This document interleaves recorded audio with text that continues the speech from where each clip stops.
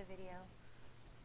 All right, so we start with geometry pretty much every section with vocabulary, because geometry is a very vocabulary-based math, more so than any other math. So we need to talk about what it means to be a point, a line, or a plane.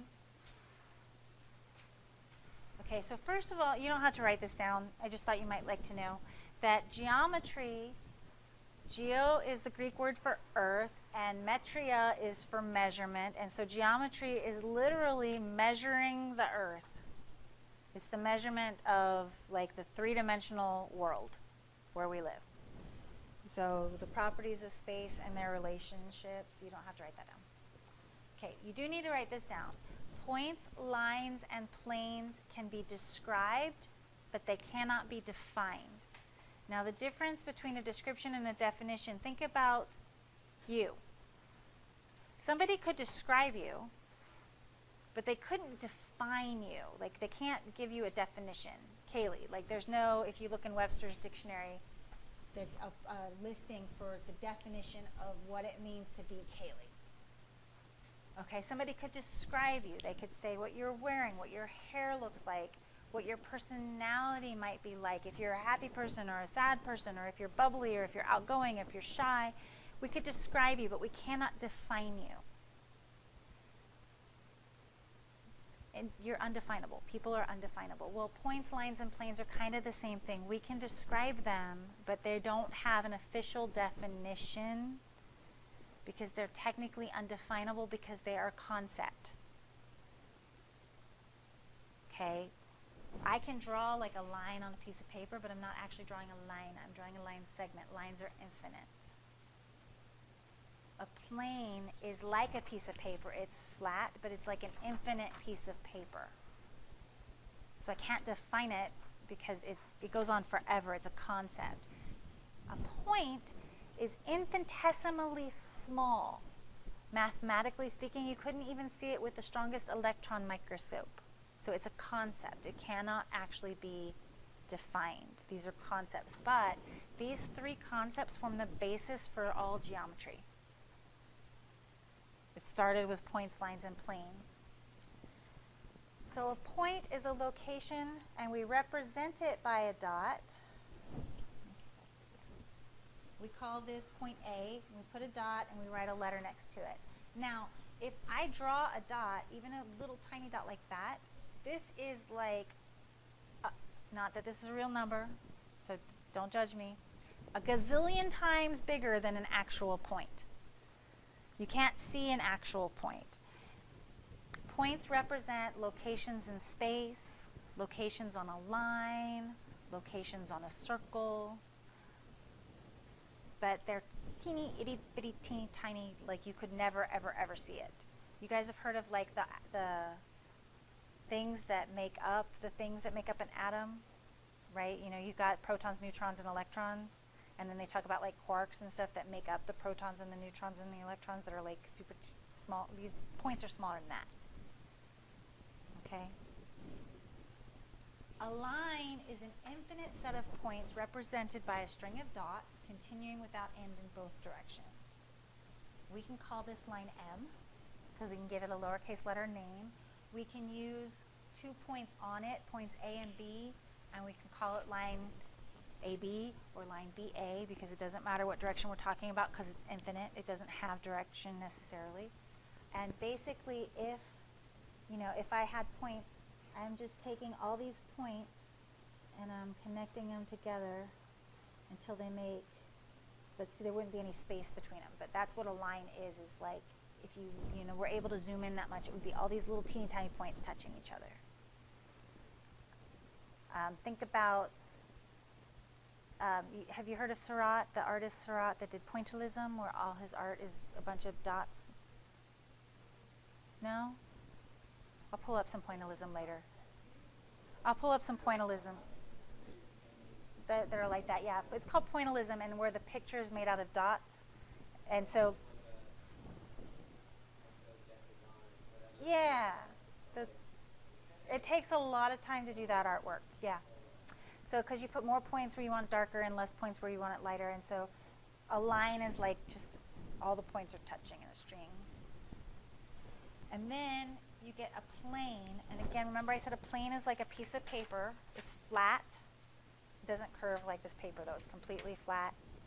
Except if like, imagine if this piece of paper was infinite. Like it just kept going on and on and on, like throughout all of space and time. Just a flat forever. That's a plane. Okay, we draw a parallelogram to represent a plane. And a line, you can name, where's my pen? You can name with a lowercase letter or 2 points on the line. A plane you can name with a lowercase letter, lowercase, or you have to have 3 points to name a plane. So I can't call this plane AB because the points A and B could lie on this plane, or I could have like another plane going up and down straight through it, like a piece of paper going through another piece of paper that AB lie on. So which one would I be saying if I said line, plane AB? I have to have at least 3 points to name the plane. So you can either give it a letter and you stick that down in the corner without a dot, or you have to use 3 dots, 3 points to name it. And unfortunately, with a line, we have this nice little symbol, so we don't have to write out the word line, but there's no symbol for a plane, so you'd actually have to write out the word plane no matter which one you use.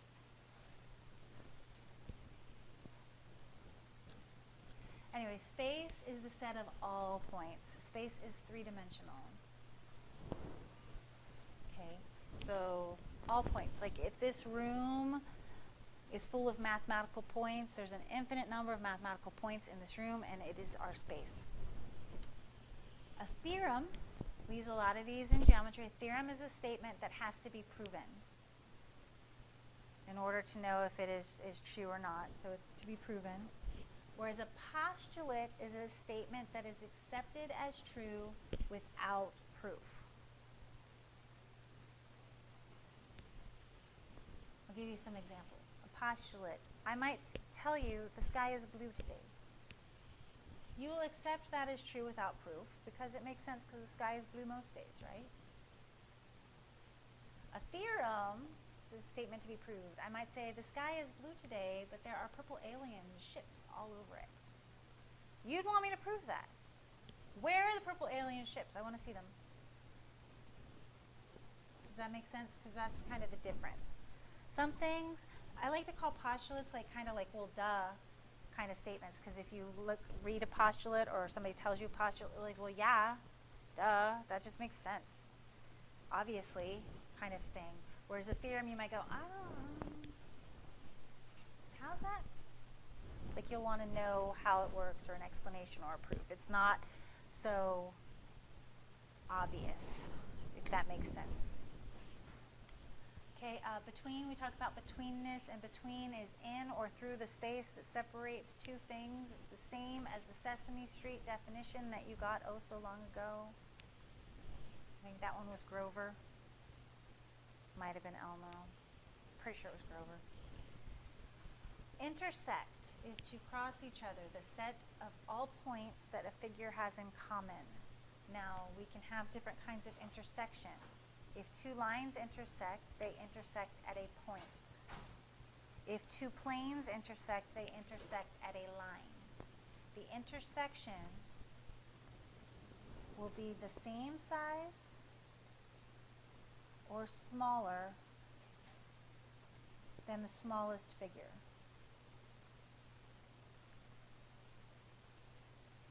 Okay, now two lines can intersect and form a line because they can lay right on top of each other like this. But two lines cannot intersect and form a plane because a plane is bigger than a line. So two lines can intersect and form a line or a plane. I'm sorry, a line or a point. Two planes can intersect and form a line or a plane if they lay like on top of each other. What is that? Like this? Two planes intersect to form a plane? Or they can form a line, but two planes cannot intersect and form a cube. You can't go bigger on an intersection. You can only be the same size or smaller. Does Does that make sense? Array is like if we take an infinite line, but we chop it off. So it is infinite, but it's only infinite in one direction, whereas a line is infinite in two directions. And remember when I said with a line, let me write it up here. We had a line, you know, like this, and that's A, B, and I could call it AB like that, or I could call it BA like this, and it didn't make a difference. But with array, the order makes a difference. This first letter has to be the end point. Okay, so AB is this ray. If I was talking about ray BA like that, it would be going like this. Okay, so if I said that this was ray BA, it wouldn't be true. So with array, because it's only in one direction, the order matters, and just the first letter has to be the end point, not the point with the not the side with the arrow. Okay. So on those, the order matters. So should we that over here? Order matters. Okay, and then we have a segment.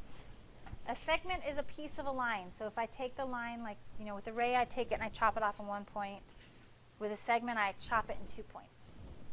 So it's like, you know how if you take a pasta noodle when it's dry and you go to break it in half, but it really breaks into like 20 pieces? You know what I'm talking about? Anybody do that? And they shatter? No? Okay. Anyway, when you break it, they break into little pieces. Those are the segments if the pasta noodle was the line. So they're just thing. And now with these, the order doesn't matter.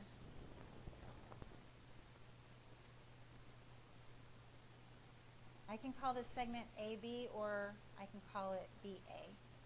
Now you'll see that this does not have any arrows on it, and that shows that it's just a piece, that it ends because it has no arrows.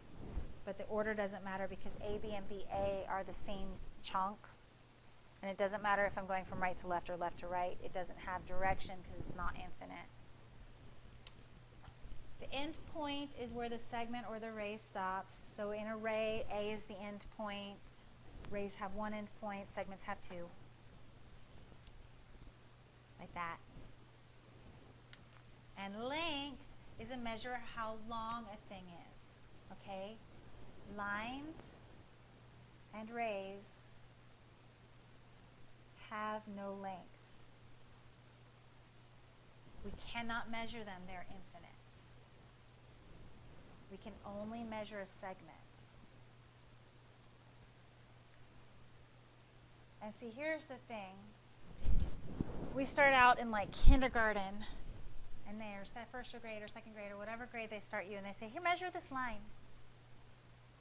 And they confuse you right from the get-go because you cannot measure a line. Lines are infinite. They should have been saying, here, measure this segment. That would make this part all much easier. But they don't know, so we can't blame them. Any questions on any of these? Okay, so just remember, if somebody asks you how long is that ray, you have to say infinite. It doesn't have a length. Co means together. Cooperate is to operate together. Cohabitate is to live together. Co means together. So all of these have the word co in them. Collinear means together on the same line. Coplanar means together on the same plane. So you can have coplanar point or coplanar line. And then non-collinear or non-coplanar means not together. So that's what these are. So collinear points are points that are located on the same line. So A, B, and C are collinear. They're all on the same line.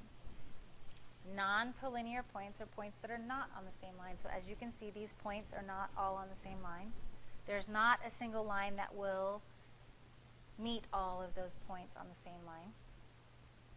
Same thing with coplanar. A, B, and C are all on that plane. We have coplanar points.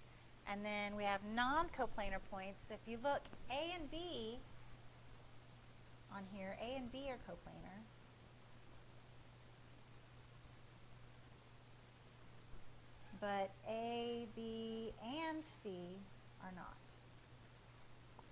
because C is not on that plane. C's off floating in space somewhere doing his own thing. We have coplanar lines. We have two lines located on the same plane. Those are coplanar. If you think about a line being on the plane, it's like if you draw the line on a piece of paper. It's like right on the surface of it. And then we have non-coplanar lines. Those are lines not located in the same plane. And now in this drawing, they're like the other line is floating out in space.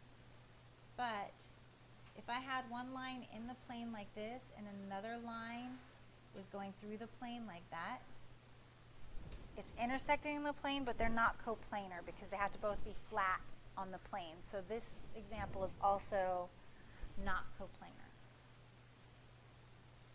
It's not just touching the plane or intersecting the plane. It has to actually be like flat on the surface to be coplanar.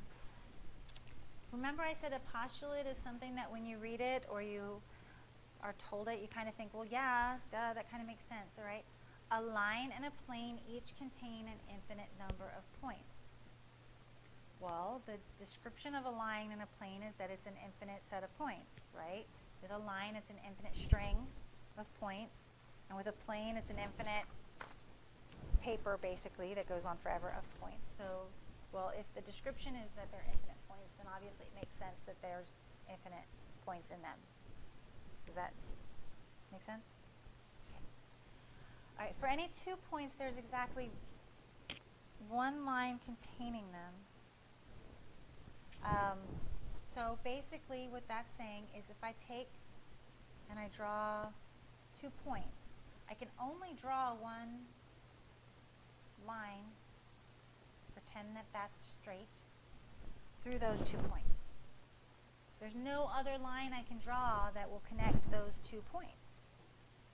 There's only one, so that kind of makes sense too, I hope. Okay, for any 3 non-collinear points, there's only one plane containing them. So if I draw 3 points that are not on the same line, there's only one plane that will fit where all 3 of them can be in the same, like, flat surface. No other plane will get all 3. If any 2 points are in a plane, so I draw a plane and I have just, 2 points in that plane. Well, if I draw a line connecting those 2 points, again, pretend that's a straight line. If the points are on the plane and then I connect the dots, then the line also is on the plane. It's not floating out in space, or otherwise it wouldn't be touching those 2 points. Does that make sense so far? And then if 2 planes intersect, they intersect in exactly one line. And that was that other picture that I can't draw very well, but I'm going to try anyway. So I've got these 2 intersecting planes. So, planes intersecting each other. They make like a line. See that? You guys can see that okay? They can't make any other line. That's just the only line that they'll make when they intersect together. That's it. That's all that can exist. So far okay? We'll ignore the history. Alright, so we want to be able to draw these pictures. Point Y is on line PQ, which is in plane T. So we need a plane. Oops. And my plane's name is T. The name always goes in the bottom corner. Point Y is on line PQ, so I need some line, and I need a P, and I need a Q. And point Y is on that line, and I can put that out here, in here, wherever. It doesn't say it's between P and Q. It doesn't say anything, so I can just put it wherever I want to. There's your picture. So take what it's saying, and so I've got Y is on line PQ, which is in plane T. That tells me I need a plane first. And I need a line, and then I need these points on it. So far okay? Everybody got that?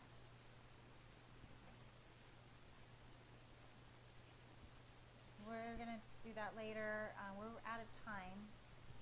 So I'm going to go ahead and assign the homework, and that is going to be supplemental 1 through 20 odds.